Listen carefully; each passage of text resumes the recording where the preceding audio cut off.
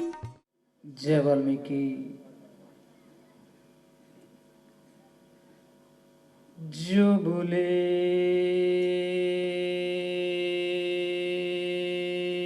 सो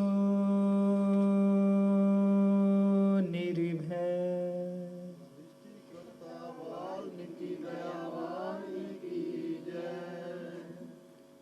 जो बोले सो निर्भय।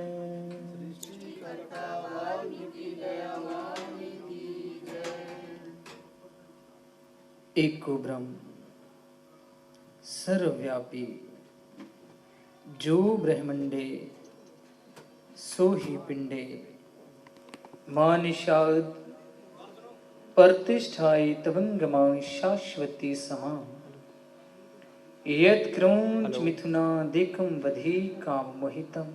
हेलो प्रभु वाल्मीकि जी आपने जितनी बख्शी दात, उतने लेने जीव ने दुनिया अंदर श्वास।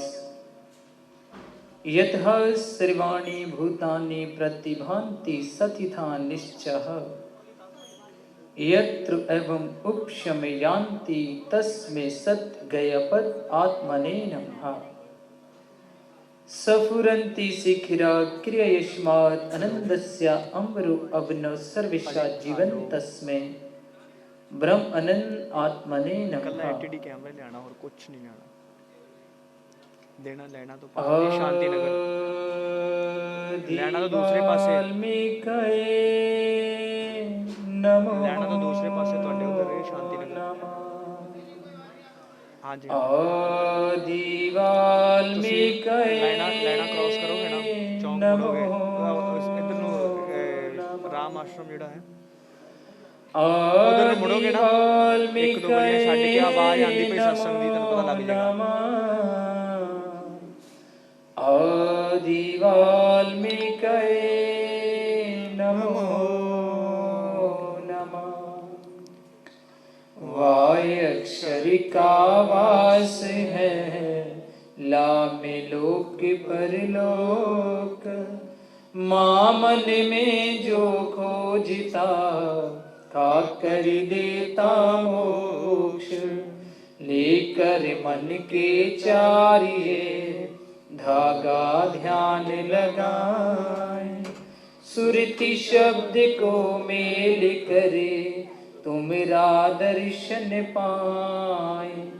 वाय अक्षर का वास है, लामे लोक परलोक। मां मन में जो खोजता, का कर देता मोक्ष। लेकर मन के चारिये, धागा ध्यान लगाए। सुरति शब्द को मेल करे, तुमरा दर्शन पाए।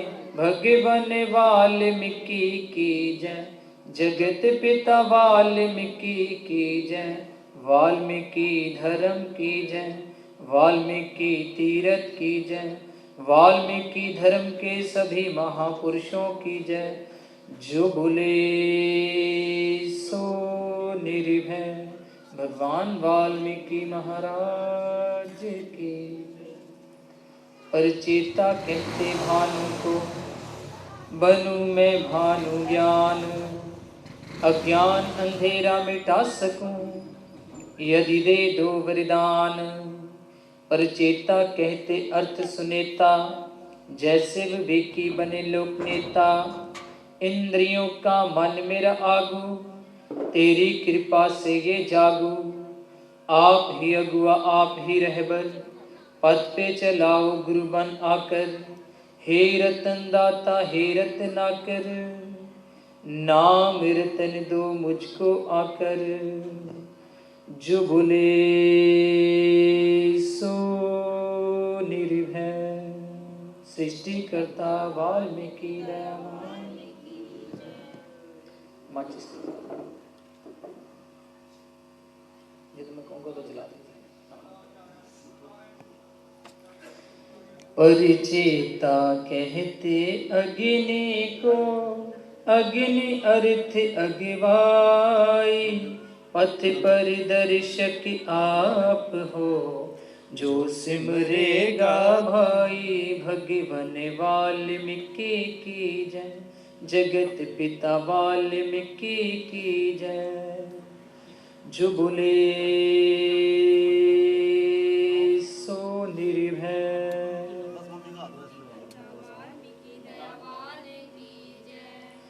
जय वाल्मीकि कहो, सदा सुखी रहो। जय वाल्मीकि कहो, सदा सुखी रहो। जो बोले सो निर्भय। वाल्मीकि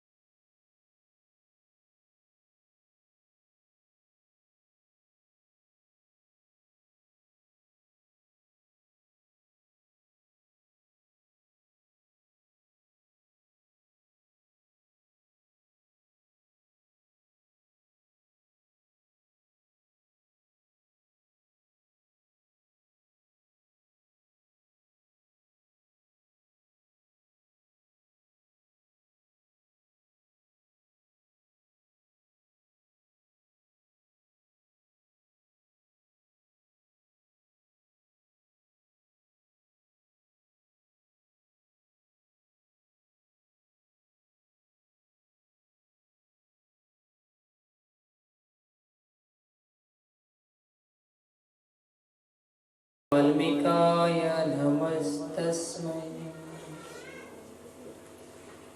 कमलेश्वराय वाल्मीकाय नमस्तस्मै। शब्देश्वराय वाल्मीकाय नमस्तस्मै। मुक्तेश्वराय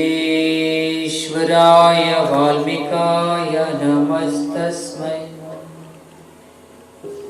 करुणेश्वराय वाल्मीकाय नमस्तस्मै। वरुणेश्वराय वाल्मीकाय नमस्तस्मै। परमात्मा योगेश्वर, कमलेश्वर, शब्देश्वर,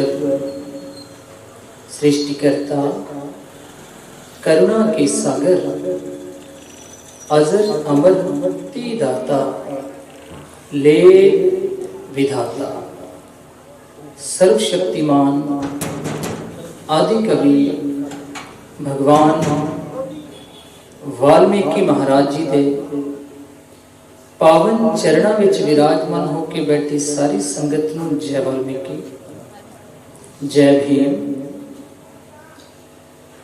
आज का जो पावन सत्संग है, पवित्र सत्संग है, परमपिता परमात्मा मुक्तिदाता भगवान वाल्मीकि महाराज जी के नाम का बहुत परिवार दे विच सरप्रस्त माता जी बलवंती देवी बहुत जी जो अपने परिवार नूं, बच्चों नूं, तमाम प्रकार के रिश्तेदारां नूं सतीवीं विछोड़ा दे के पार ब्रह्म परमात्मा मोक्षदाता भगवान वाल्मीकि महाराज जी के पावन चरणों में विराजमान हुए। उन्होंने बच्चों वालों, परिवार वालों उन्होंने पवित्र शरीर को अग्नि भेटा किया गया सी। मान सम्मान रूप दे विच उन्होंने शरीर के अंगों को एकत्रित किया गया है। पार ब्रह्म परमात्मा वरुणेश्वर वाल्मीकि महाराज जी के पावन चरणों में अर्पित किया गया है। परिवार वालों पूज्य माता बलवंती देवी बहुत ज़्यादा आत्मिक शांति पाठ भी परिवार वालों पूरी श्रद्धा आस्था के नाल संपन्न किया गया। उन्होंने बजुर्गों की याद को ताज़ा करते हुए कि अज भी परिवार दे विच उन्होंने याद किया जाता है। अज भी परिवार दे विच उन्हां दी कमी महसूस की जाती है। अज भी परिवार को बच्चों को लगता है कि उन्होंने देन असी दे नहीं सकते, जो उन्होंने साडे वास्ते किया है उन्होंने असी भुला नहीं सकते। सो उसी याद को समर्पित एक छोटी जी भेटा उन्होंने चरणों च पार ब्रह्म परमात्मा वाल्मीकि महाराज जी के नाम का पावन सत्संग उस माता जी की याद को ताज़ा करता है, जो तमाम प्रकार के रिश्तेदारों को निभा के अपने बच्चों को पार ब्रह्म परमात्मा भगवान वाल्मीकि महाराज जी के पावन चरणों में विराजमान हुए। उनकी याद को ताज़ा करते हुए, उनको याद करते हुए कि आज भी परिवार में छोटे से लेकर बड़े तक जो परिवार के सभी मेंबर हैं वो माता जी को अपने दिल में, अपने परिवार में बसा कर बैठे हैं, तो बहुत बड़ी बात है। पूरी दुनिया के अंदर एक भारत ही ऐसा देश है, दुनिया से जाने के बाद भी व्यक्ति की कदर होती है। पार ब्रह्म परमात्मा वाल्मीकि महाराज जी का स्वरूप हमारे सामने है। जितनी बार भी हम देखते हैं उनके चित्र को 99% 9 पॉइंट जो उनके स्वरूप होते हैं, पार ब्रह्म परमात्मा भगवान वाल्मीकि महाराज जी के हाथ में हमेशा कलम होती है। वो कलम इशारा करती है एजुकेशन का, वो कलम इशारा करती है ज्ञान का, वो कलम इशारा करती है विद्वानता का। सो उसी कलम से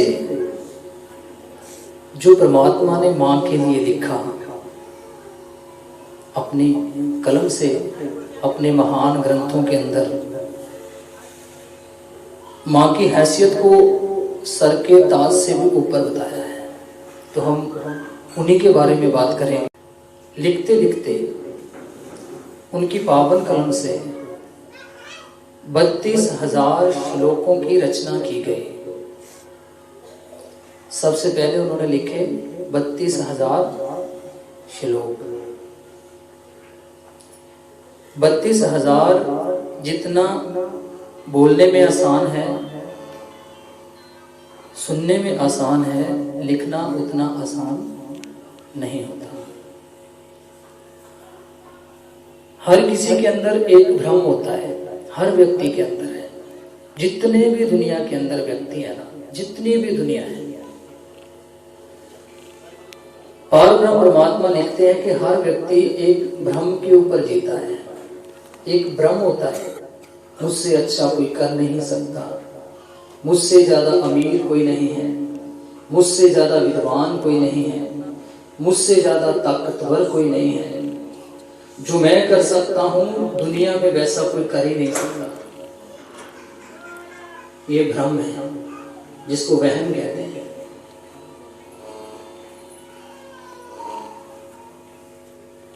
पार ब्रह्म परमात्मा लिखते हैं अपनी कलम से, अगर हम समझते अपने आप को कि हम इतने विद्वान हैं, तो इतना नहीं पढ़ सकते हम कि हम 32 शब्द भी लिख सकें। 32 शब्द दुनिया के लिए।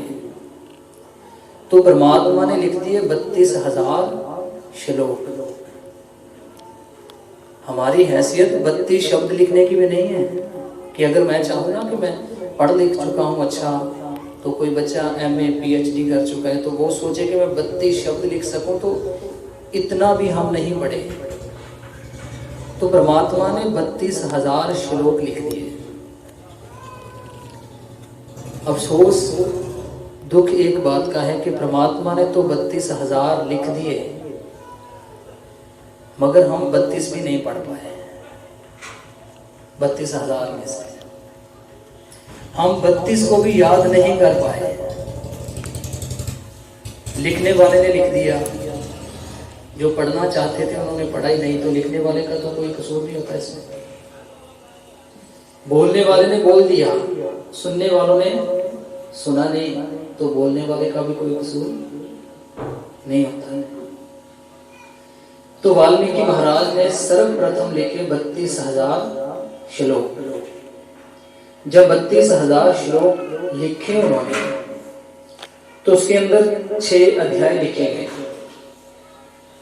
अध्याय का मतलब होता है सब्जेक्ट। सब्जेक्ट का मतलब होता है विषय। जैसे इंग्लिश मीडियम है, पहले नंबर पे इंग्लिश पढ़ाई जाती है। हिंदी मीडियम है, पहले नंबर पे हिंदी पढ़ाई जाती है। पंजाब बोर्ड है तो सर्वप्रथम पंजाबी। वैसे ही 6 अध्याय है। पहला वैराग्य, दूसरा मुमुक्षु, तीसरा उत्पत्ति, चौथा स्थिति, पांचवा उपशम, 6वां निर्वाण। निर्वाण का मतलब होता है मोक्ष। मोक्ष का मतलब होता है मुक्ति। मुक्ति का मतलब होता है छुटकारा। छुटकारा इस दुनिया से जाने के बाद जो छुटकारा है उसकी बात नहीं करते परमात्मा। जीते जी जो जीवन हमारे पास है ना, इसी में छुटकारे की बात करते हैं। तो किसी ने आके पूछा परमात्मा से, वाल्मीकि महाराज से पूछने लगे उनके कोई सेवादार, कहते पिताजी दुनिया का हर धर्म, हर मजहब, हर व्यक्ति अपनी तरफ से सत्य पर जोर देता है, तो आपने 6 अध्याय क्यों लिखे, आपने 7 क्यों नहीं लिखे? एक सवाल है कि हर धर्म कहता है कि सत्य पर हम खड़े हैं। हर मजहब, हर जाति, हर व्यक्ति यही कहता कि मैं सत्य पर खड़ा हूं। तो वाल्मीकि महाराज भी लिखते हैं, सत्य परमो धर्मा धर्म विदो जना। ये रामायण का श्लोक है, आदि काव्य का। सत्य परमो धर्मा धर्म विदो जना। तो वाल्मीकि महाराज से पूछा कि आपने 6 क्यों लिखे, आपने 7 क्यों नहीं लिखे? तो वाल्मीकि महाराज ने इतना अच्छा उत्तर दिया, कहते आप किसी से भी पूछो, कोई भी हो, पूरी दुनिया में जितने लोग यहाँ पर बैठे हैं इनकी बात भी की है, जो नहीं बैठे उनकी भी बात की है परमात्मा ने। कहते किसी से भी पूछो, कोई भी हो, उससे जाकर के ये पूछो कि भाई आपने कभी जिंदगी में झूठ बोला है? किसी से भी पूछो कि कभी झूठ बोला आपने? तो वाल्मीकि महाराज कहते हैं कि वो क्या कहेगा आपसे, मैंने कभी झूठ नहीं बोला, वो यही कहेगा। परमात्मा कहते एक और बोल दिया, ये भी तो झूठी है जो उसने कहा कि मैंने कभी झूठ नहीं बोला, ये भी झूठी है। वो कहते दुनिया में आज तक जब से भी दुनिया बनी है, इसमें कोई जिद नहीं है कि कब से बनी है, किसने बनाई है, इसमें कोई जिद नहीं है। तो जिद करनी भी नहीं चाहिए कि अल्लाह ने बनाई है, वाहिगुरु ने बनाई है, गॉड ने बनाई है, वाल्मीकि महाराज ने बनाई है। अरे किसी ने भी बनाई हो, दुनिया तो हमारे पास है ना, इसको क्यों नहीं जीते? जिद के अंदर नहीं बढ़ना चाहिए कि किसने बनाई है, बना दी ना, उसको संभाल लो। तो वाल्मीकि महाराज कहते एक और बोल दिया झूठ। कहते दुनिया में आज तक, जब से दुनिया बनी है आज तक, चाहे कोई संत हो, चाहे कोई पैगंबर हो, चाहे कोई देवता हो, चाहे कोई गुरु हो, चाहे कोई स्त्री हो, चाहे कोई पुरुष हो, दुनिया में आज तक एक भी पैदा नहीं हुआ जिसने कभी झूठ ना बोला। हम जितने लोग यहाँ पर बैठे हैं, हमारे में कोई है ऐसा जिसने नहीं बोला? है कोई? सबने बोला ना। वाल्मीकि महाराज कहते हैं हर किसी ने झूठ बोला है, चाहे बचपन में, चाहे जवानी में, चाहे बुढ़ापे में, बोला जरूर है। क्योंकि कुदरत कभी किसी को विद्वान बनने का मौका नहीं देती, कभी नहीं देती। कोई एक महापुरुष, पैगंबर, देवता, गुरु आया था और गया नहीं, है कोई ऐसा आपकी नजर में? मेरी नजर में तो नहीं है। छोड़ा किसी को कुदरत ने। चिड़िया जब जीवित होती है, कहते चिड़िया जब जीवित होती है तो वो चींटियों को खाती है, मगर जब चिड़िया मर जाती है चींटियां उसको खाती है। एक पेड़ से हजारों माचिस की तीलियां पैदा हो सकती हैं। एक तीली काफी होती है हजारों जंगलों को जलाने के लिए। पार ब्रह्म परमात्मा भगवान वाल्मीकि जी ने कहा कि दुनिया के अंदर कोई पैदा ही नहीं हुआ जिसने कभी झूठ ना बोला हो, एक भी नहीं। हर किसी ने बोला है कहीं ना कहीं। मेरा बेटा साथ आया मेरे, अभी यहीं पर है, 4 साल का हो गया। एक दिन ना मेरा पेन उठा लिया उसने, तो मैं पेन ढूंढ रहा था,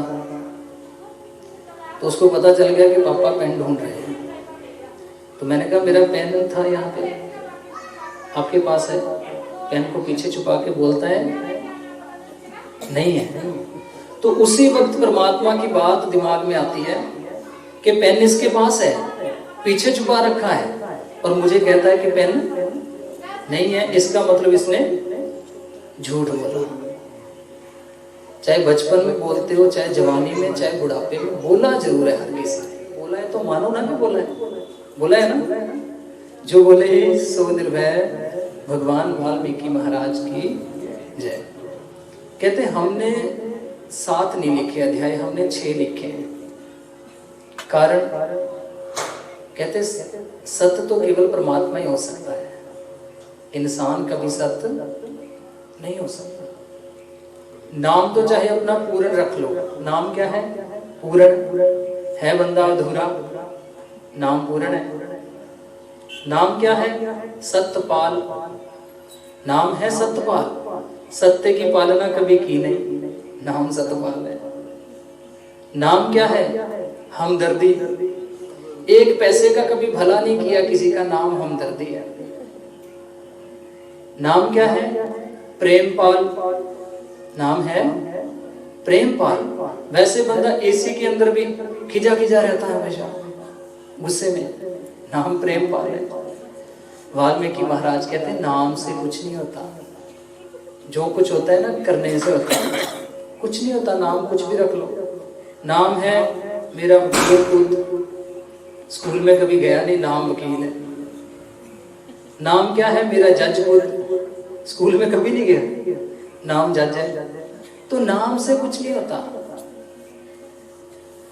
सब कुछ होता है आपके कर्मों से, आपके पुरुषार्थ से।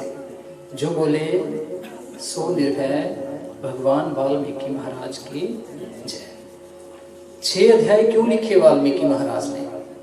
कारण है क्योंकि हमारी जिंदगी के जितनी भी दुनिया है, हमारे जिंदगी की 6 स्टेज होती है, 6 पड़ाव होते हैं हमारी जिंदगी के। ना किसी के 7 है, ना किसी के 5 हैं, सबके 6 ही होते हैं, चाहे कोई भी हो।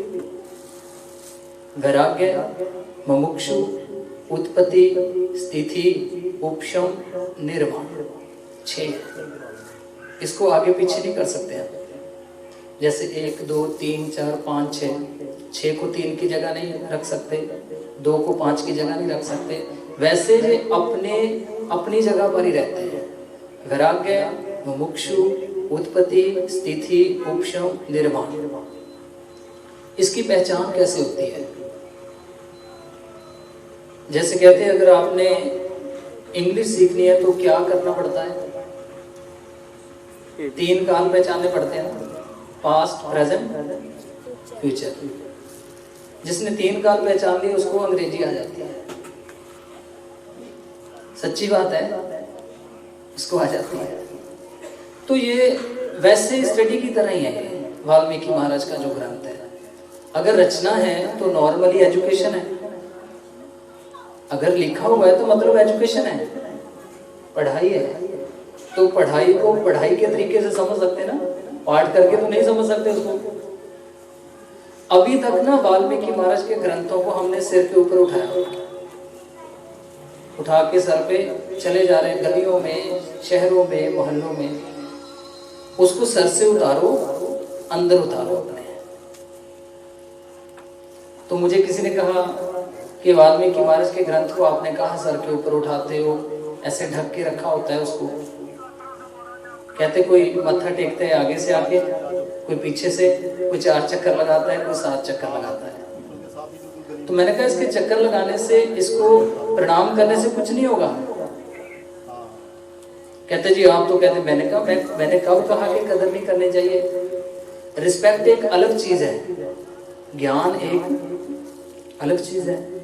अगर उसके भीतर घूमने से ही ज्ञान प्राप्त होता है तो अपने बच्चे को बोलो जब स्कूल में जाता है ना, तो टीचर को कमरे के सेंटर में बिठाओ, चेयर के ऊपर, उसके 7 चक्कर लगा के अपने घर वापस आ जाओ। बच्चा पास होगा? नहीं होगा। तो ग्रंथ के 4 या 7 चक्कर लगाने से क्या कोई ज्ञान प्राप्त होगा? उसको पढ़ने से होगा ना। टीचर को बोलो अब बैठो जी, मैं 7 नहीं मैं 21 चक्कर लगाता हूँ, मुझे एबीसी आ जाएगी। तो वाल्मीकि महाराज के ग्रंथ को खोलना शुरू करो, उसी के बारे में बात कर रहे हैं। जो बोले सो निर्भय भगवान वाल्मीकि महाराज की जय। 6 अध्याय कैसे काम करते हैं? पहला है वैराग्य। वैराग्य का मतलब होता है मन उठ जाना। वैराग्य, जब चंचलता पैदा होती है व्यक्ति के मन के अंदर, किसी चीज के ऊपर नहीं टिकता उसका मन। जब वो दुविधा में पड़ता है ना, परेशानियों से सामना होता है उसका, उसको कहते हैं वैराग। एक होता है राग, दूसरा होता है वैराग। एक होता है सत्य, दूसरा होता है असत्य। ऐसे ही चलता है ये तो। जो वैराग है, वैराग का मतलब होता है कि मन उठ जाना किसी भी चीज से। जब हम लोग किसी परेशानी में पड़ते हैं तो क्या हम ये चाहते हैं कि हम इस परेशानी में रहें हमेशा? चाहता है कोई कि परेशानी आ गई कि उसी में हम हमेशा रहें? क्या चाहते हैं कि जितनी जल्दी हो सके इससे बाहर निकले। तो पहला है वैराग्य, जब परेशानी आती है। दूसरा है मुमुक्षु। दूसरा मुमुक्षु। मुमुक्षु का मतलब क्या होता है? मोक्ष प्राप्त करने की इच्छा पैदा होना। मोक्ष क्या है? छुटकारा। जब हम मुसीबत में पड़ते हैं तो चाहते हैं कि इससे निकल जाएं। यही चाहते हैं ना सब लोग। बुखार हो गया, क्या कहते हैं, बुखार चढ़ा रहे हमेशा कि जल्दी जल्दी उतर जाए। कहते हैं अभी ऐसी कोई गोली मिल जाए कि अभी बस खाते समय खत्म हो जाए बुखार। ऐसा तो कोई नहीं कहता चलो 2-4 दिन चढ़ने दो, बाद में अपने आप उतर जाएगा। कोई नहीं कहता ना। तो वैराग परेशानी है, दुविधा, दिक्कत है। तो जब दिक्कत में, परेशानी में आते हैं, कोशिश करते हैं फटाफट निकले, सोचते हैं मन में, उसको कहते हैं मुमुक्षु। मोक्ष प्राप्त करने की इच्छा पैदा होना कि मैं निकल जाऊं इसमें से। तीसरा है उत्पत्ति। उत्पत्ति का मतलब होता है पैदा होना, अंकुरित होना। जैसे एक बीज को लगाते हैं जमीन के अंदर, अंकुरित होता है, उत्पत्ति का मतलब होता है कि जब हम मुश्किल में होते हैं, निकलने के बारे में सोचते हैं, तो उसी वक्त हमें कोई आता है समझाने के लिए, अपना मिल जाता है, या जिसको उसके बारे में पता हो, या जो हमारी सहायता कर सके, उसको कहते हैं उत्पत्ति। कोई आ जाता है हमारी सपोर्ट करने के लिए। जब कोई आ जाता है तो उसके बाद है स्थिति। स्थिति का मतलब होता है टिकाव, माहौल। कई मतलब है इसके, जो वाल्मीकि महाराज ने कहा टिकाव। जब कोई आ जाता है तो हमें वो कहता है जे काम हो जाएगा, हो गया समझो, तो फिर टिकाव आता है ना थोड़ा सा। हाँ यार मिल गया बंदा, अभी हो जाएगा। पासपोर्ट रुका हुआ था, मिल गया बंदा यार, निकल जाएगा, है ना। पुलिस केस था, मिल गया बंदा यार, निकल जाऊंगा। उसको कहते हैं स्थिति। व्यक्ति के मन में थोड़ा सा भाव पैदा होता है कि अभी ठीक हूं। उसके बाद है उपशम। उपशम ये सबसे जरूरी है। उपशम का मतलब होता है कंट्रोल करना। कंट्रोल। मानो पहले आप परेशानी में चले गए, उसके बाद आपने सोचा कि कैसे निकलूं, उसके बाद किसी की सहायता मिली, उसके बाद स्थिति आई, पता चला कि मैं अभी निकल जाऊंगा। उसके बाद है उपशम। सबसे जरूरी ये है, वैसे तो सारे जरूरी हैं, ज्यादा जरूरी ये है। मान लो कि आपने कोई इन्वेस्टमेंट की अपनी जिंदगी में, तो उसमें आपका नुकसान हो गया। पैसे लगाए 2 लाख, 5 लाख, 10 लाख, तो वो पूरा का पूरा लॉस्ट हो गया। तो दोबारा लगाओगे? नहीं लगाओगे ना। अगर कोई लगाना चाहेगा तो उसको लगाने दोगे? नहीं लगाने देगा। कमेटियां पड़ती है मोहल्लों में, 2 लाख की, 1 लाख की, 5 लाख की। अगर आपकी कोई कमेटी मर गई, कमेटी डलवाने वाले ने कमेटी के पैसे नहीं दिए, तो दोबारा जो उसके आगे जो बंदा मिला आपको, वो आपको पता है बिल्कुल ठीक है, यहाँ हमारे पैसे डूबने वाले नहीं है। मगर जब उसके पास कमेटी का काम शुरू करना चाहोगे, तो पहले वाले का चेहरा सामने आएगा कि नहीं? वहां खराब हो गया था, अब नहीं करूंगा। उसे कहते हैं उपशम। उपशम का मतलब होता है कंट्रोल करना। जब 5वीं स्टेज पे आता ना व्यक्ति, वो सोचता है यार मैं पहले फंस गया था, बड़ी मुश्किल से निकला हूं। उसकी भी जाके मिलते की जिसको कभी मैं देखना नहीं चाहता था। स्थिति, उत्पत्ति, बड़ी मुश्किल से जाके मैं उससे निकल पाया हूं। तो उपशम क्या कहता है कि आगे से ये गलती नहीं करना। जिस गलती से निकल गया ना बंदा, वो दोबारा करेगा? नहीं करेगा। जैसे हमारे घर में मान लो कि एक इलेक्ट्रिसिटी स्विच है, तो वो खराब है, वहां से हमें करंट लग गया, तो दूसरे कमरे में जो स्विच है उसको हाथ लगाने से पहले सोचेंगे कि नहीं? सोचेंगे ना। वो ही चीज है उपशम। उपशम आपको मजबूत करता है, आपको टूटने नहीं देता। उसके बाद है निर्वाण। निर्वाण का मतलब होता है मोक्ष, मुक्ति। जब आप दुविधा में फंसोगे नहीं, तो मुक्ति तो अपने आप हो गई ना मुश्किलों से। हमें मुक्ति क्या हमारे दिमाग में रखी हुई है कि मुक्ति क्या, कि मरने के बाद मुक्ति होती है जी, बंदा पूरा हो गया जी, यही कहते हैं ना। मेरे जैसे लोगों ने पैदा की हुई है। कहा कुछ और है वाल्मीकि महाराज ने, और आपको कुछ और बताया। ये 6 अध्याय इसीलिए निकले क्योंकि ये 6 के 6 काम करते हैं, हर फील्ड में काम करते हैं। मुसीबत कैसी भी हो, उसका जरिया यही बनेंगे 6। वैराग्य, उसमें ये तो नहीं लिखा कि बच्चे की मुसीबत है, पति की मुसीबत है, पत्नी की मुसीबत है, पैसे की मुसीबत है, सोने की मुसीबत है। उसमें मुसीबत का जिक्र नहीं किया कौन सी है। मुसीबत तो मुसीबत ही होती है, उसको कहते हैं वैराग्य। तो 6 अध्याय इसीलिए लिखे क्योंकि हमारी जिंदगी के 6 पड़ाव हैं जो अपनी अपनी जगह काम करते हैं। 6 अध्याय और 32,000 श्लोक लिखने के बाद एक जब विशाल ग्रंथ, विशाल का मतलब होता है बहुत बड़ा, जैसे दीपक का मतलब होता है प्रकाश, रोशनी, तो वैसे विशाल का मतलब होता है बहुत बड़ा। तो जब एक बहुत बड़ा ग्रंथ परमात्मा की तरफ से लिखा गया, उसके बाद उसको नाम दिया गया, 6 अध्याय और 32,000 श्लोक का एक ग्रंथ बन गया, तो उसके बाद उसका नाम रखा, उसका नाम है योग वशिष्ठ। योग वशिष्ठ जो ग्रंथ है ना, पूरी दुनिया में, हमारे देश का नहीं, पूरी दुनिया का सबसे पहला ग्रंथ है। बहुत सारे लोग रामायण को कहते हैं कि रामायण पहला ग्रंथ है।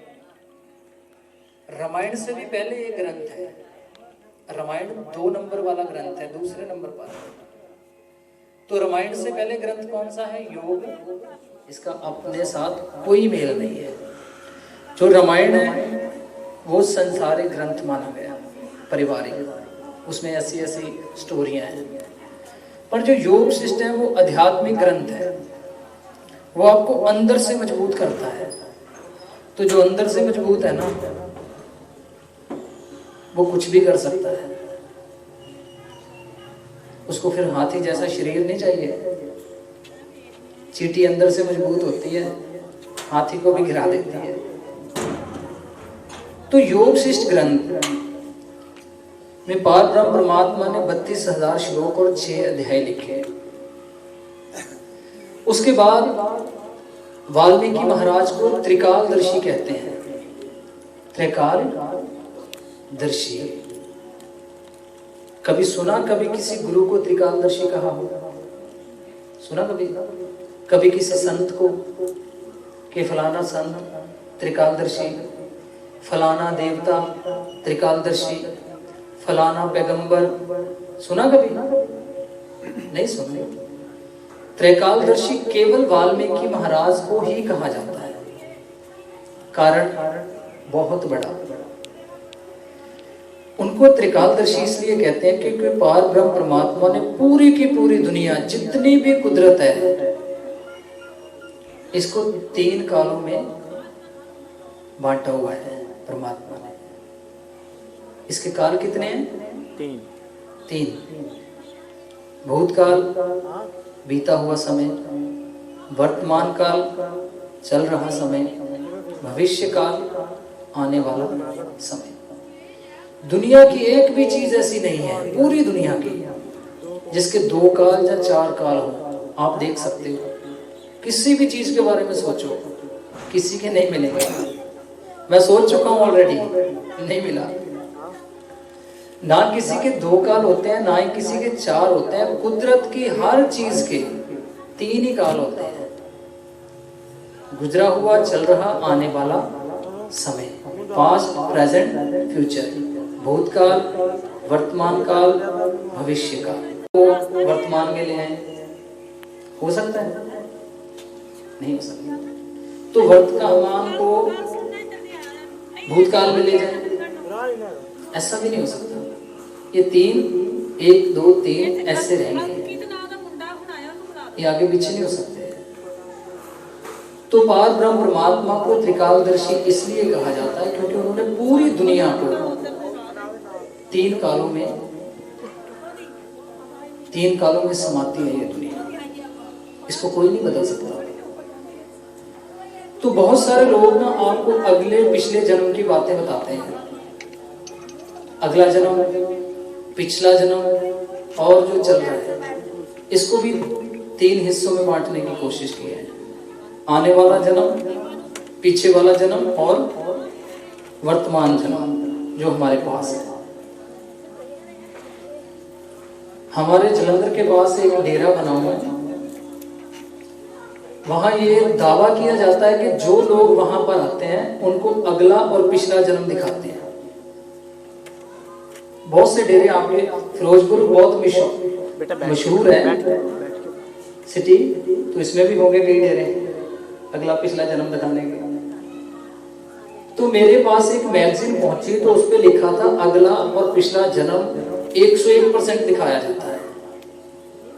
तो मेरे अंदर लालसा पैदा होगी भी मैंने देखना है भाई, हो सकता मैं राजा हूं, पिछले जन्म में मैं लूट लूंगा सब कुछ जाके, मैं ही राजा था।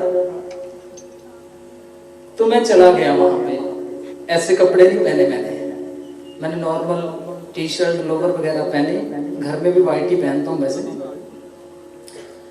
अगर ये कपड़े पहन के जाता तो कोई मुझसे बात नहीं करता, क्योंकि अंग्रेजी बंदा कहाँ पे बोलता है, जहां किसी को आती नहीं है वहीं पे बोलता हमेशा। अंग्रेजी हमेशा बंदा वहीं पे बोलेगा जहां पर किसी को नहीं आती है, चेक कर लेना। तो वहां पे जब गए उनके डेरे में तो मुझे बिठाया उन्होंने, एक ऊपर से कपड़ा दिया लपेटने को, मैंने लपेट लिया, माथे पे ऐसे एक वो होती थी ना पट्टी के ऊपर लगाते गाचनी, ऐसा कुछ लगा दिया ऐसे, तो एक फूल रख दिया सर के ऊपर ऐसे।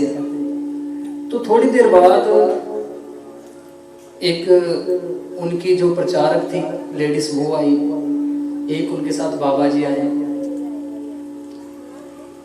तो मेरे सर के ऊपर हाथ रखा तो यहाँ पर ना अंगूठा लगा दिया, यहाँ कोई स्विच है वो दबा देते हैं, कहते पिछला जन्म देख लो, ऐसे करते लोगों को, स्विच दबाते हैं पिछला जन्म देख लो, स्विच दबाते अगला जन्म, ऐसे करते हैं। तो मेरे सर के ऊपर जब उसने हाथ रखा तो मुझे ये कहा कि कुछ दिखा 5 मिनट के बाद।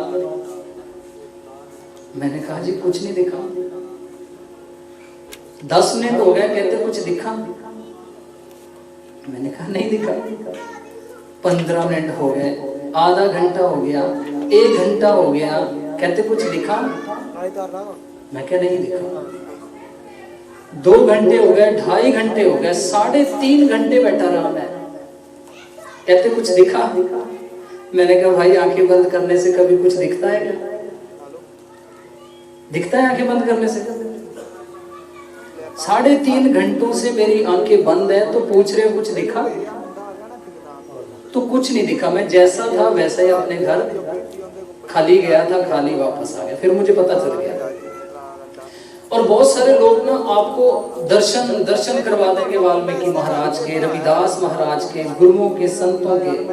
और एक बात क्लियर कर दें कि कोई भी संत, महापुरुष, पैगंबर, गुरु कोई भी है ना, सब बहुत अच्छे हैं। कभी आपने देखा कि गुरुओं का आपस में कोई झगड़ा हुआ? तो वाल्मीकि महाराज रविदास महाराज से जाकर लड़े हुए, यार तेरे भक्त ऐसे करते हैं, तेरे भक्त ऐसे करते हैं। देवता जब पैगंबर एक दूसरे के सामने लाठियां लेके खड़े होते हैं, देखा कभी? खड़े कौन होते हैं? भक्त खड़े होते हैं। भक्त खड़े होते हैं। जो हमारा नामदान है वो सबसे ज्यादा शक्ति है उसमें। ऐसी सोच बन चुकी है। जो बोले सो निर्भय भगवान वाल्मीकि महाराज की जय। तो 3.5 घंटे के बाद आपको दर्शन करवाते हैं। कैसे? वो भी एक क्लियर कर दें बात के, दर्शन करवाने की चर्चा बहुत चलती है दुनिया के अंदर के, दर्शन कर लो, दर्शन कर लो। तो जब आपके सर के ऊपर हाथ रखेंगे ना तो आपको कहेंगे यहां पर जोर दीजिए, यहाँ दिव्य दृष्टि कहते हैं इसको, कहते हैं इस पे जोर दो, आंखें बंद करके। प्रैक्टिकल मेडिकल साइंस ने भी इसको सिद्ध किया है। कान सुनते हैं, बोलते नहीं हैं। हाथ कर्म करते हैं, चलते नहीं हैं। नासिका श्वास लेती है, खाती नहीं है कुछ। तो वैसे ही जो बोले सो निर्भय भगवान वाल्मीकि महाराज की, कहते ना यहाँ दिव्य दृष्टि पर जोर दीजिए। तो जब आप यहाँ पर जोर देते ना आंखें बंद करके, यहाँ पर भी आप देख सकते हो, अभी आंखें बंद करके यहाँ पर जोर दो तो यहाँ पर ना एक लाइट महसूस होगी। यहाँ पर अंदर एक लाइट महसूस होती है। तो यहाँ पर लाइट महसूस क्यों होती है? कानों के पास लाइट महसूस नहीं होती आंखें बंद करने से, हाथों के पास लाइट महसूस नहीं होती, नासिका के पास लाइट महसूस नहीं होती, तो आंखों के भीतर ही लाइट महसूस क्यों होती है उसके सेंटर में? क्योंकि दोनों साइड पे लाइट है ना, इसीलिए आंख बंद करने से यहाँ लाइट महसूस होती है। ये स्वभाव, ये होना ही है। तो आपको कहेंगे यहाँ पर जोर दीजिए, जोर दीजिए, आप जोर देते रहोगे। कहते आप वाल्मीकि महाराज की तरफ जा रहे हैं, आगे वाल्मीकि महाराज के आपको दर्शन हो रहे हैं, रविदास महाराज के दर्शन हो रहे हैं। तो जब आप बहुत ज्यादा जोर देते हो ना उसकी काउंसलिंग के ऊपर, वो कहता है और जोर दीजिए, चाहिए, पहुंचने वाले हैं, तो आपको ना एक स्वरूप दिखाई देता है परमात्मा वाल्मीकि जी का। वो स्वरूप कौन सा होता है? जो आपने पहले ऑलरेडी देखा होता है, वही दिखता है ना, तो दूसरा तो नहीं दिखता। आपको स्वरूप वही दिखता है जो आपने पहले देखा होता है, तो उसको कहते हैं हमने दर्शन करवा दिया। तो रविदास महाराज के दर्शन भी ऐसे कहते हैं जी, जोर दीजिए, जहां जाइए जाइए, रविदास महाराज के दर्शन कीजिए, कीजिए कीजिए, आगे हैं, पहुंचने वाले हो। तो आपको अंदर रविदास महाराज का एक फोटो दिखता है। दिखता कौन सा है? जो आपने पहले देखा होता है वही दिखता है, उसके अलावा कुछ नहीं दिखता। तो उसी को लोग कहते हैं कि आपको दर्शन करवा दिए। तो जो अगले पिछले जन्म की बातें करते हैं, तो पार ब्रह्म परमात्मा वाल्मीकि महाराज जी ने भी लिखा है, कहते जन्म अगला भी होता है और जन्म पिछला भी होता है। पहली बार मैंने जब परमात्मा को समझना शुरू किया, उनके बारे में पढ़ना शुरू किया, तो वाल्मीकि महाराज क्लियरली लिखते हैं। जैसे पंजाबी की कहावत है, करनिया परनिया सब इथे ही है, सुने ना? जो कुछ है आपके जीवन अवस्था में है, जीवित अवस्था में जो जीवन आपके पास है, इसी के अंदर है सब कुछ। ये वाल्मीकि महाराज स्पष्टली लिखते हैं, ना इसके आगे कुछ है, ना ही इसके पीछे कुछ है। तो ये बात मैं पहले पढ़ चुका था, तो मेरे दिमाग में बैठ गई कि ना कुछ आगे है ना कुछ पीछे, क्योंकि वाल्मीकि महाराज ने लिखा, जो उन्होंने लिखा वो झूठ नहीं हो सकता। तो उसके ऊपर किंतु प्रिंतु करूं, इतना ज्यादा विद्वान मैं नहीं हो सकता कि वाल्मीकि महाराज ने जो लिखा ना उसके ऊपर किंतु प्रिंतु करूं। नहीं ऐसा हो सकता है, क्यों नहीं हो सकता? तो वाल्मीकि महाराज का दूसरा चैप्टर पढ़ा तो लिखते हैं जन्म अगला भी होता है, जन्म पिछला भी होता है। कंफ्यूज होता है ना बंदा, पहले पढ़ा कि कुछ होता ही नहीं, ना अगला ना पिछला है। दूसरे चैप्टर में पढ़ने को मिला कि अगला भी है और पिछला भी है। तो जब इस लाइन को पढ़ा तो आगे पढ़ते पढ़ते गए तो शीशा साफ हो गया। वाल्मीकि महाराज कहते हैं कि जितने लोग भी आपको कहते हैं ना अगला जन्म दिखाएंगे, पिछला जन्म दिखाएंगे, दिखाया किसी ने आज तक? दिखाया किसी ने? जो हमें दिखाता है उसने खुद भी नहीं देखा। तो वाल्मीकि परमात्मा ने अगर कहा जन्म अगला पिछला होता है तो उन्होंने दिखा भी दिया। 1 मिनट में हम देख लेंगे, यहाँ पर बैठे ना जितने लोग, अभी देख लेना हमने 1 मिनट में, अगला भी देख लेना और पिछला भी देख लेना। तो पिछला जन्म देखने के लिए क्या करना पड़ेगा? कोई पाठ नहीं करना पड़ेगा, कुछ शरीर के ऊपर बांधना नहीं पड़ेगा, कोई तिलक नहीं लगाना पड़ेगा, कोई प्रसाद नहीं खाना पड़ेगा, कोई जाप नहीं करना पड़ेगा, कोई दान नहीं करना पड़ेगा। आप सिर्फ सुनोगे, हम बोलेंगे, जन्म पिछला भी दिख जाएगा, अगला भी दिख जाएगा। तो पहले पिछला देखते हैं। तो वाल्मीकि महाराज ने लिखा, अगर आपने पिछला जन्म देखना है ना, अपना पिछला जन्म,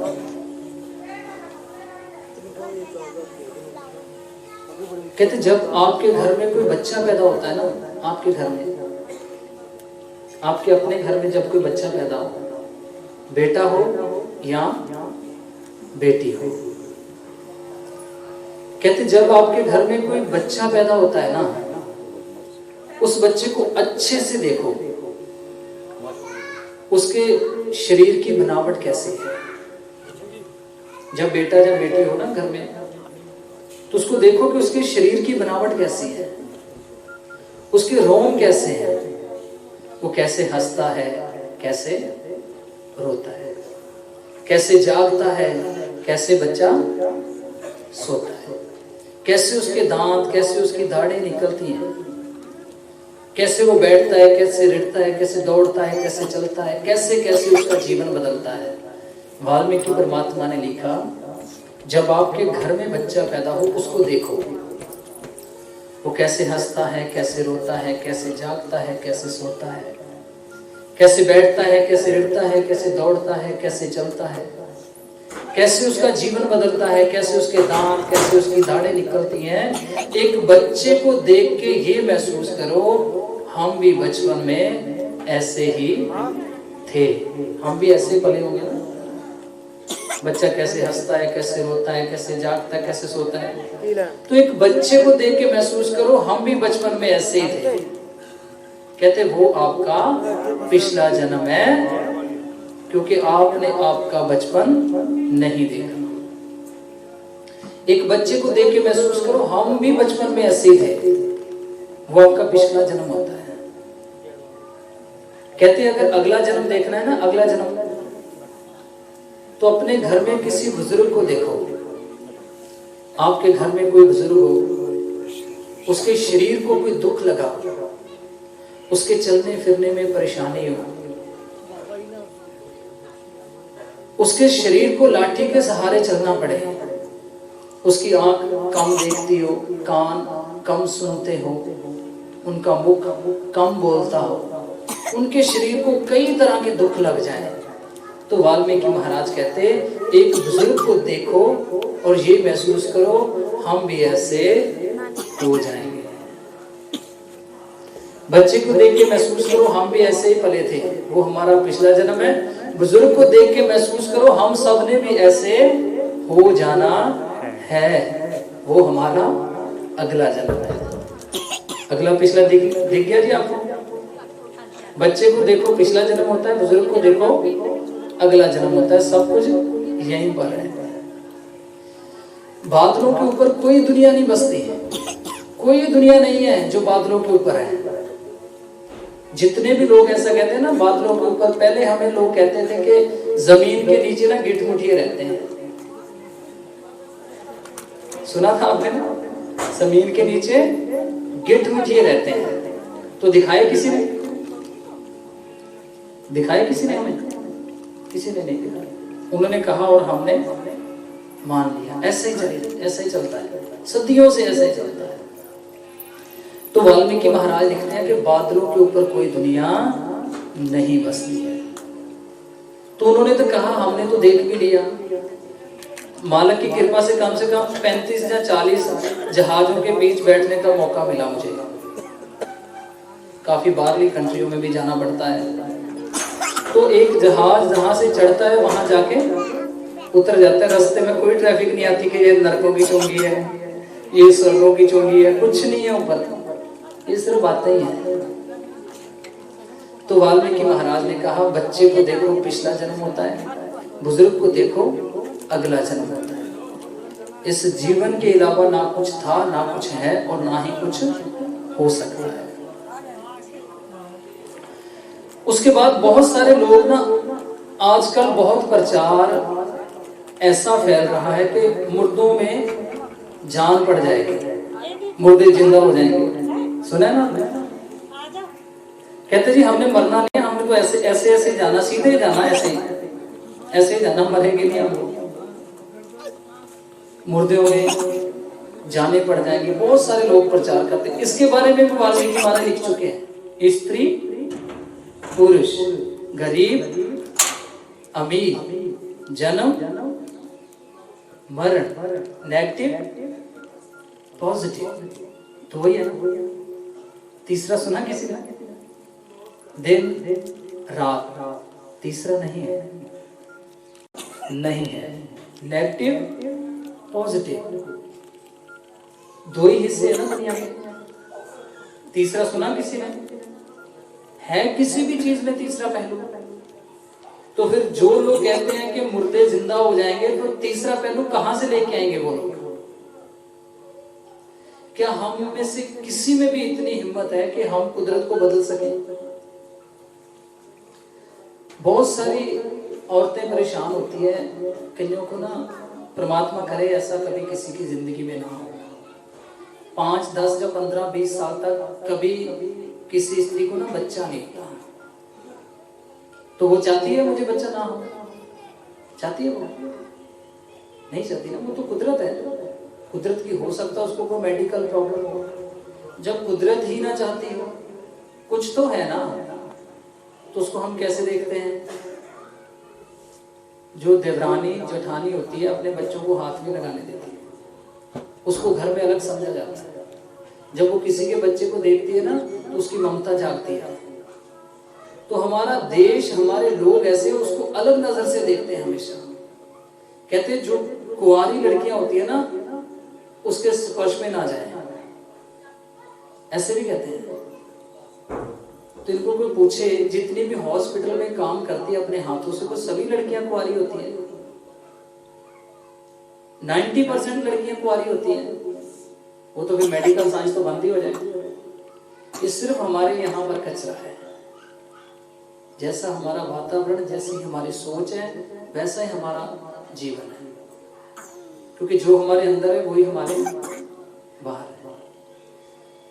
तो बहुत सारे लोगों ने आज के टाइम पर दुकानें चला रखे हैं। किसी के बच्चा नहीं होता उसको कहते वहां जाके, किसी के ना हो उसको कहेंगे कि वहां जाके ना 5 चौकियां भरनी पड़ती है तो तुम्हारे बच्चा हो जाएगा। वो जाएगी या नहीं जाएगी? जाएगी ना, उसकी मजबूरी उसको लेके जाएगी। ये आपको कैसे फंसाते अपनी बातों में। तो किसी औरत का पति शराबी हो, घर में क्लेश हो, बच्चे उसका कहना ना मानते हो, घर में इनकम नहीं है, जरूरतें पूरी नहीं होती, तो लड़ाई तो बढ़नी है ना। लड़ाई कहाँ होती है? जहां पर जरूरतें पूरी नहीं होती है वहीं पे लड़ाई होती है हमेशा। जहां पर जरूरतें पूरी होती है ना, वहां लड़ाई का मतलब ही नहीं है। तो जब वो परेशान औरत है, बच्चों से परेशान है, घर से परेशान है, इनकम से परेशान है, उसको कोई कहेगा वहां जाइए बाबा लैचियां पढ़ के देता है। पता चला बाबा खुद पढ़ा ही नहीं है, लोगों को लैचियां पढ़ के देता है। तो वो परेशान जो औरत है वहां जाएगी या नहीं जाएगी? जाएगी ना।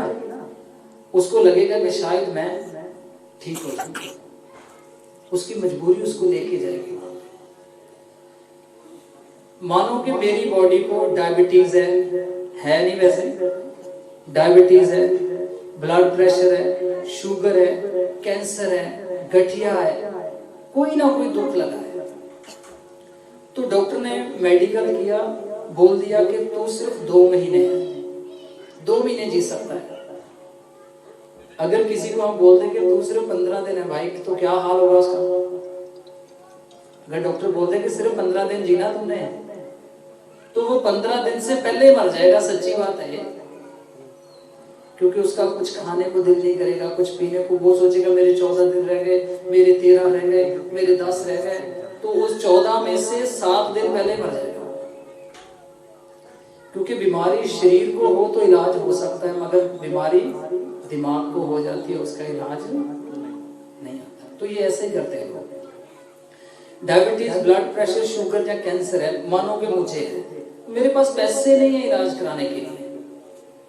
जब पैसे नहीं है, मुश्किल में है, डॉक्टर ने डिक्लेयर कर दिया कि सिर्फ 2 महीने जी सकते हो, उसको कोई कहेगा कि वहां आकर बंदगी कराओ, तुम्हारा कैंसर ठीक हो जाएगा, वहां आकर पाठ करवाओ, तुम्हारी शुगर ठीक हो जाएगी। तो मजबूरी के बस जो बंदा है, तो वो वहां जाएगा या नहीं जाएगा? जाएगा ना, उसकी मजबूरी उसको लेके जाएगी। पहले मैंने कहा था अंग्रेजी हमेशा बंदा वही बोलता है जहां पर किसी को आती नहीं है। तो गुमराह करने वाले लोग देखते कि आपके घर में मुसीबत कहाँ है, तो मुसीबत वाले को फिर कहते हैं वहां ऐसा हो जाता है, वैसा हो जाता है, ये हो जाता है। तो वाल्मीकि महाराज ने 2 पहलू बनाए दुनिया के, नेगेटिव, पॉजिटिव। इसको बदला नहीं जा सकता। अगर जन्म देने का काम व्यक्ति के हाथ में है, मृत्यु के बाद जिंदा करने का काम व्यक्ति के हाथ में है, तो परमात्मा क्या कर रहा है? उसका काम तो खत्म हो गया। जब कहता बच्चा नहीं होता, हम पुड़िया देंगे बच्चा हो जाएगा, तो परमात्मा का काम खत्म हो गया। मर गया बंदा, यहाँ आएगा जिंदा हो जाएगा, परमात्मा का काम। जब बंदे के हाथ में सब कुछ आ गया तो परमात्मा का अस्तित्व कहाँ, खत्म हो जाएगा। तो ऐसा कुछ नहीं है। जो लोग कहते थे ना मुर्दे जिंदा हो जाएंगे, वो खुद भी मर गए। मैंने बहुत सारे लोग देखे। तो वाल्मीकि महाराज ने जो दो पहलू बना दिए ना, उसको कोई नहीं बदल सकता, कोई भी नहीं बदल सकता। जमीन आसमां, अच्छाई बुराई, प्रेम नफरत, सुख दुख, स्त्री पुरुष, जन्म मरण, इनको कोई है बदलने वाला तो दिखा दीजिए। चाहे वो रावण हो, चाहे वो राम हो, कोई नहीं बदल पाएगा। दुनिया में सबसे विद्वान एक ही व्यक्ति है पूरी दुनिया में, उससे ज्यादा शक्तिशाली कोई नहीं था, उससे ज्यादा अमीर भी कोई नहीं था, उससे ज्यादा विद्वान भी कोई नहीं था, उससे ज्यादा पढ़ा भी कोई नहीं था, और उससे ज्यादा सुंदर भी कोई नहीं था, जिसका नाम था महात्मा रावण। तो सब कुछ कंप्लीट है, मगर क्या कुदरत ने छोड़ा उसको? छोड़ा नहीं, छोड़ा। उसके बाद जब राम ने मारा रावण को, अकेले राम ने नहीं मारा, 7 राज्य थे, 7 राज्य। एक राजा राम, उसकी सेना, दूसरा राजा जनक, उसकी सेना, तीसरा राजा रोमपद, उसकी सेना। राजा रोमपद कौन था? जिसने राम की बड़ी बहन शांता को गोद लिया था, वो था राजा रोमपद, उसकी सेना। सुग्रीव उसकी सेना, हनुमान उसकी सेना, नल उसकी सेना। 7 राजाओं की सेना ने मिलकर एक रावण को मारा, मतलब 7 राजाओं ने मिलकर। तो जब हम नित्यनेम को पढ़ते हैं, मां मरवाया राम से रावण वीर विद्वान, फिर मरवाया राम को द्वारा दो नदान। तो जब 7 राजाओं ने मिलकर एक रावण को मारा, तो कुदरत ने रावण को विद्वान बनाने के बाद भी नहीं छोड़ा। तो जब राम ने मारा ना रावण को, तो फिर राम को लगा कि अभी मुझसे विद्वान कोई नहीं है। राम के मन में क्या पैदा हुआ कि दुनिया का सबसे तगड़ा बंदा जो था ना, उसको मैंने मार दिया। उसको लगा, जो लोग उसको जलाते हैं ना, वो जलाने से पहले उसकी पूजा करते हैं। उनको भी पता है उससे विद्वान कोई नहीं, उसकी पहले पूजा करते हैं, उससे अनुमति लेते हैं, फिर उसको जलाते हैं। तो राम को लगा कि दुनिया का सबसे तगड़ा बंदा मैंने मार दिया। तो फिर वाल्मीकि महाराज ने क्या किया? छोटे छोटे बच्चे उसके सामने कर दिए, दुनिया परे तो परे है, परे तो परे दुनिया।